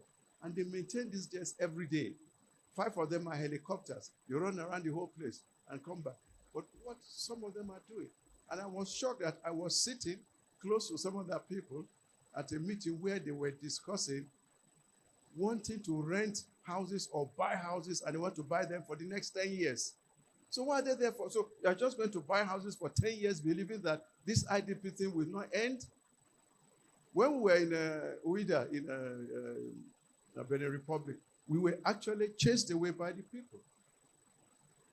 The lorry we took was full. There are 1 or 2 people, I don't know if they're here, who went with me for the, but the lorry or whatever we took was full with food and everything. They asked us to just go away. If they chased, they were going to fight us. I said we should get away. Government is not doing anything. Government is that, government is that. And unfortunately, majority of them in that country, there are 2 camps there. And the majority of the people, almost 90-something%, are from Nigeria. The one in Benin Republic, they are from Ogoni place. And the problem, like you said, I mean, that they go procreating. Of course, if they have nothing doing, they have to procreate. What's their problem? But what it causes there is that within the camp, and that's the quality, why the quality of the community, within the camp, they don't allow their children, their girls to marry outside the camp. So it is inbreeding. And you keep having all these problems, What we should be looking at, I hope, what our own research is telling UNESCO, and UNESCO is asking us to come back again to help them, is that we should maintain the minimum number of days of them to stay in IDP camp. We should divert the money to making sure that their homes are a better place. You start building up their home for them that they will prefer to go back home than to stay in the camp. Some of them, even when you take them out, they still come back to the camp because they feed them in the camp. They don't have the food in the house. So these are some of our own research work which supports some of the things you are saying. Thank you for your comment, Prof. Conspiracy is the key point in the IDP camp, so which you have just realized and pointed out, and it's only God that will help us, particularly in Nigeria. Some people don't want that IDP camp to be scrapped and end. So because of the benefit, just like the Boko Haram and all these bandits we are talking about, we cannot, it is something we can end, but because of those who are benefiting from it, they don't want it to end. That is the problem. Thank you very much. A round of applause for the director again. Thank you. I think we have come to the end of this morning plenary session, and then the LOC chairman will just have maybe a briefing with us before we move for the tea. Thank you so much, sir, for a wonderful coordination of this plenary session too. Ladies and gentlemen, thank you for your attention. Thank you for your active participation.